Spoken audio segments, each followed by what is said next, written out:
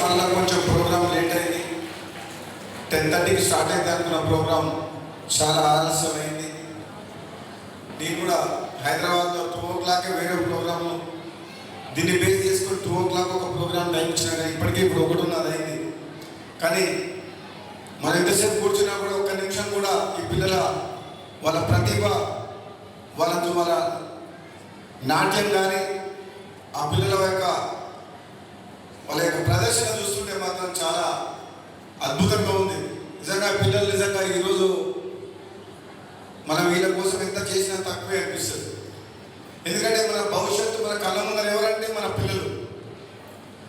వాళ్ళకు చదువుతో పాటు మిగతా అన్ని రంగాల్లో, క్రీడల్లో, వేరే ఎటువంటి ఎక్స్ట్రా యాక్టివిటీస్లో కూడా మనము వాళ్ళ టాలెంట్ని గుర్తించి ఎంకరేజ్ చేస్తే వాళ్ళు చదువుతో పాటు ఇతర రంగాల్లో కూడా రాణిస్తారు. కాబట్టి నిజంగా ఇటువంటి కార్యక్రమం ట్రినిటీ వాళ్ళు చేయడం అనేది చాలా వాళ్ళు అభినందిస్తున్న మేనేజ్మెంట్ని, ట్రినిటీ వాళ్ళ స్టాఫ్ని, వాళ్ళ కోచెస్ని, పిల్లలందరికీ ట్రైన్ చేసిన కోచెస్ని, ప్రతి ఒక్కరిని పేరు పేరున నేను అభినందిస్తున్నా.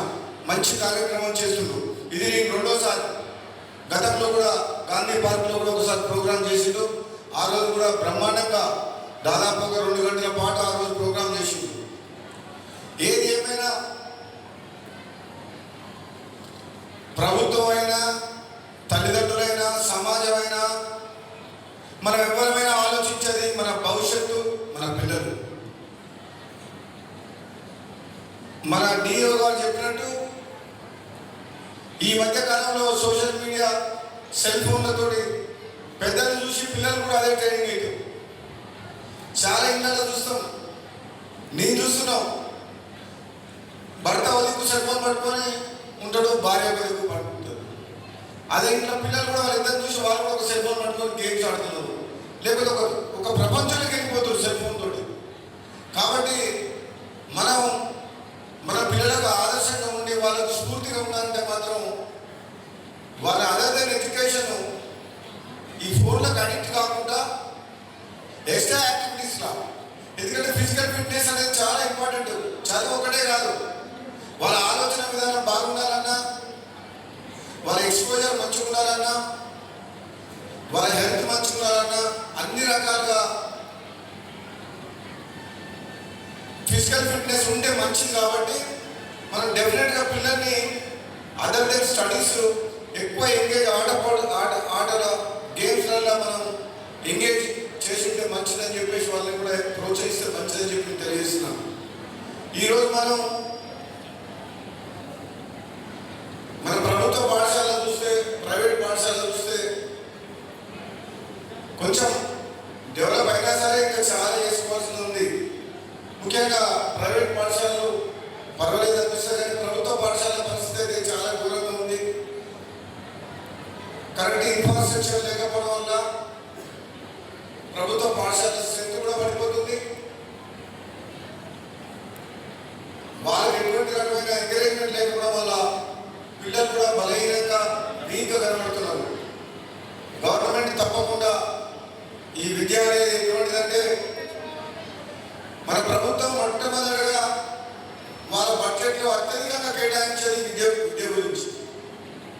కానీ దురదృష్టవశాత్తు గత ప్రభుత్వాలు కావచ్చు, గత కొన్ని ఏళ్ళుగా ఎందుకో మన గవర్నమెంట్ దీని ఇంపార్టెన్స్ని గుర్తిస్తలేదు. చిన్నప్పుడు మేము చదువుకున్న స్కూల్ ఎట్లున్నాయో ఇప్పుడు కూడా పల్లెటూళ్ళల్లో స్కూల్లో అట్లా పరిస్థితి అట్లే ఉంది. క్లాస్ రూమ్లు, బాత్రూమ్ ఉండవు, కాంపౌండ్ వాల్ ఉండదు, ఫర్నిచర్ ఉండదు, ఏముండదు. చాలా బాధాకరం. అసలు మనం మొత్తం ఇన్వెస్ట్మెంటే మన ఆస్తే, భవిష్యత్తు ఆస్తే మన పిల్లలు మనకు, వాళ్ళే మనకు ఈ ప్రాంతానికి, రాష్ట్రానికి, దేశానికి సేవ చేయాలన్నా, పేరు తీసుకురావాలన్నా, ప్రపంచవ్యాప్తంగా భారతదేశం ఒక గొప్ప దేశంగా పేరు తెచ్చుకోవాలన్నా అది వాళ్ళ పిల్లలే మనకు. కానీ వాళ్ళ మీద మనం ఇన్వెస్ట్మెంట్ పెట్టడం ఎంతైనా పెట్టచ్చు, ఎన్ని వేల కోట్లైనా ఖర్చు పెట్టచ్చు పిల్లల మీద, పిల్లల చదువు కోసం, పిల్లల ఆట పాటల కోసం, వాళ్ళ స్పోర్ట్స్ కోసము, వాళ్ళ చదువు కోసము, వాళ్ళ ఎక్స్ట్రా యాక్టివిటీస్ కోసం గవర్నమెంట్ ఎంత వీలైనంత వరకు స్పెండ్ చేయాలి. కానీ దురదృష్టవశాత్తు అలా జరుగుతలేదు. నేను తప్పకుండా నేను ఒక శాసనసభ్యునిగా ప్రభుత్వంలో ఉన్న కాంగ్రెస్ పార్టీ ప్రభుత్వాన్ని నీకు మాటిస్తున్నా. నేను ఈసారి ఎమ్మెల్యే అయిన తర్వాత విద్య వైద్యం మనకు ఇవి రెండు కళ్ళ లాంటివి. అందుకనే ఎక్కువ అన్ని స్కూళ్ళకు అన్ని హాస్టల్స్ పోతున్నాం. ప్రభుత్వ పరంగానే కాదు, వ్యక్తిగతంగా కోమటిరెడ్డి సుశీలమ్మ ఫౌండేషన్ ద్వారా కూడా కొంత డబ్బు స్కూల్స్ మీద హాస్టల్స్ మీద ఆడియో శేఖర్ రెడ్డి గారిని వేదిక మీద రావాల్సిందిగా కోరుతున్నాం. రండి పైకి ఆడియో. ఈ మధ్యనే నేను గర్ల్స్ హాస్టల్ పోయినా. ఒక 340 మంది గర్ల్స్ ఉన్నారు అక్కడ స్ట్రెంత్. కానీ 8 బాత్రూమ్లు 8 ల్యాంటర్లు ఉన్నాయి. 8 బాత్రూమ్స్. ఒక 10th క్లాస్ అమ్మాయి చెప్తే నాకు చాలా బాధ అనిపించింది.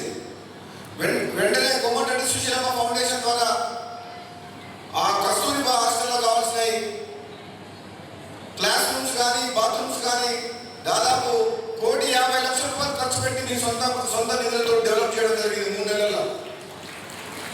ఎక్కడికి పోయినా అదే సమస్య ఉంది. మునుగోడు నియోజకవర్గంలో primary schools, upper primary, high schools ఈ 3 రకాల స్కూల్ కలిపి 330 స్కూల్స్ ఉన్నాయి. స్ట్రెంత్ ఎంత టోటల్ అంటే 9,500 మంది స్టూడెంట్స్. యావరేజ్గా డిఓ గారు 30 మంది ఉన్నట్టు ఒక స్కూల్లో. అంతే కదా, 330 స్కూల్లో 9,500 స్ట్రెంత్ అంటే యావరేజ్గా 30 మెంబర్స్. అంటే ఎంత తక్కువ ఉందో ఆలోచించండి. ప్రభుత్వ బడులలో స్ట్రెంత్ లేదు. ఒకవేళ నిజంగా అక్కడ స్ట్రెంత్ లేదు, మనం డెవలప్ చేసినా అక్కడ స్ట్రెంత్ పెరగదు అని అనుకున్నప్పుడు అటువంటి స్కూల్ నడవకుండా ఎవ్రీ 4-5 విలేజ్ ఒక క్లస్టర్ స్కూల్ డెవలప్ చేసి దాన్ని డెవలప్ చేస్తే బ్రహ్మాండంగా ఒక 500 నుంచి 1000 మధ్యన స్ట్రెంత్ నడపచ్చు. తప్పకుండా ఇది ప్రభుత్వం దృష్టి తీసుకుపోతున్నాం ఆల్రెడీ. డెఫినెట్గా ప్రభుత్వ బడులు అంటే ప్రైవేట్ స్కూల్స్కు ఈక్వల్గా పోటీ ఉండాలి వాళ్ళకి. ప్రైవేట్కు గవర్నమెంట్కు, ప్రైవేట్ కూడా ఉండాలి, గవర్నమెంట్ ఉండాలి. ఎవరికైతే అఫోర్డబిలిటీ ఉంటుందో వాళ్ళు ప్రైవేట్ స్కూల్ పోతారు, పేద విద్యార్థులందరూ గవర్నమెంట్ స్కూల్ పోతారు. కాబట్టి 100% ప్రభుత్వ బడులను కూడా ప్రైవేట్ స్కూళ్లకు ధీటుగా ఈ తెలంగాణ రాష్ట్రంలో డెవలప్ చేయాల్సిన బాధ్యత ఈ ప్రభుత్వం మీద ఉన్నది. ఇది అన్నిటికంటే మొట్టమొదటి టార్గెట్ ఇంకా ప్రభుత్వం ఉన్న కళలో ఉన్న లక్ష్యం. ఎందుకంటే ప్రైవేట్ హాస్పిటల్స్ పోవాలంటే పైసలు ఉన్న వాళ్ళకైతే ఏం కాదు. అదే పేదోళ్ళకి రోగం వస్తే వాళ్ళకి డబ్బులు ఉండవు, ప్రాణాలు పోతే పేమెంట్ లేని పైసలకి. ఇంతకుముందు మనకు చెప్పిండ్రు అక్కడక్కడ. నేను కూడా కోమటిరెడ్డి సుశీలమ్మ ఫౌండేషన్ ద్వారా వాళ్ళ ప్రాణాలు కాపాడుతందుకు హాస్పిటల్లో బిల్లు కట్టి వాళ్ళ ప్రాణాలు కాపాడడం జరుగుతుంది. నేనే కాదు, ఎంతోమంది మన సమాజ సేవలో ఉన్న సోషల్ ఆర్గనైజేషన్లు కూడా ఈ దీంట్లో పాల్గొంటే మంచిదని చెప్పేసి కూడా. ఎందుకంటే మన గ్రామాల్లో పేదలు చాలామంది ఉన్నారు, అందరికీ అఫోర్డబిలిటీ ఉండదు. చదువు పిల్లలు కూడా ఒక మధ్యంతరంగా చదువు ఆపేస్తారు. ఏదైనా రోగం వస్తే వాళ్ళు తట్టుకునే పరిస్థితి, ఆర్థికంగా తట్టుకునే పరిస్థితి ఉండదు. అటువంటి చూస్తే బాధ అనిపిస్తుంది.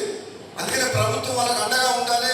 ప్రభుత్వ బడులు, ప్రభుత్వ ఆసుపత్రులు ఈ రెండు బాగుంటేనే సమాజం బాగున్నట్లక పేదలకు న్యాయం జరుగుతుంది. అందుకనే ప్రభుత్వం ఈ రెండింటి మీదే దృష్టి పెట్టాలి. ముఖ్యంగా మనం పిల్లల చదువుల విషయంలో ఎటువంటి నిర్లక్ష్యం చేయొద్దు.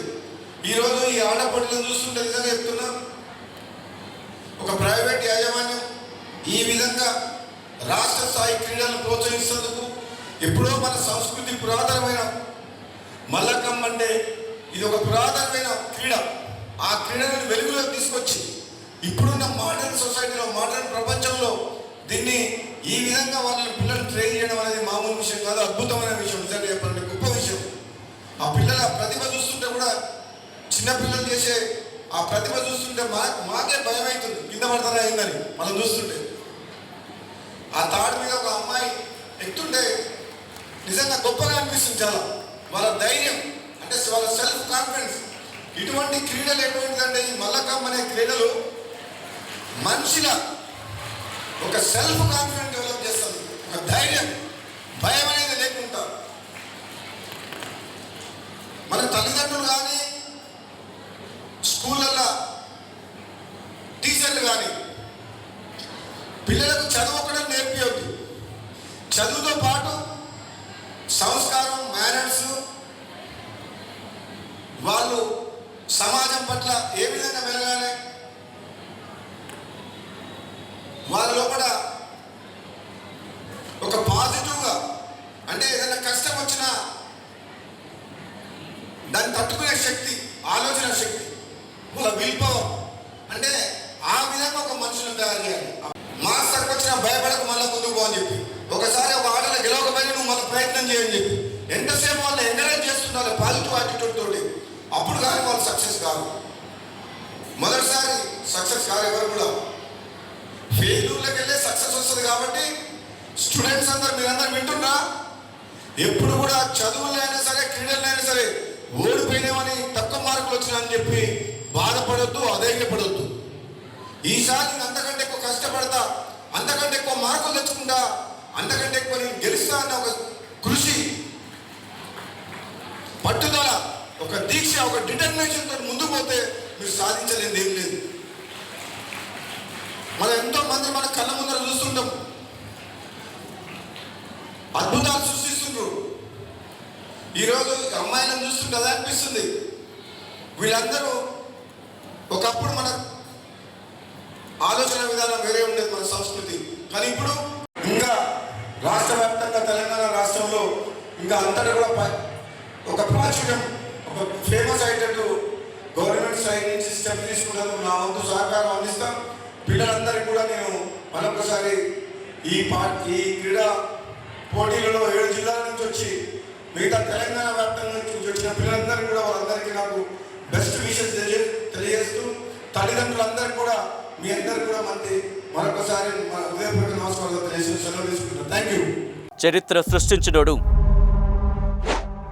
ఇప్పుడు ఆ చరిత్రని తిరగరాయబోతున్నాడు. అబద్ధాల గోడల్ని బద్దలు కొట్టి నిజాలను రాగా మీ ముందుంచబోతున్నాడు. నిజమైన వార్తల కోసం వెంటనే డౌన్లోడ్ చేసుకోండి రా యాప్ని.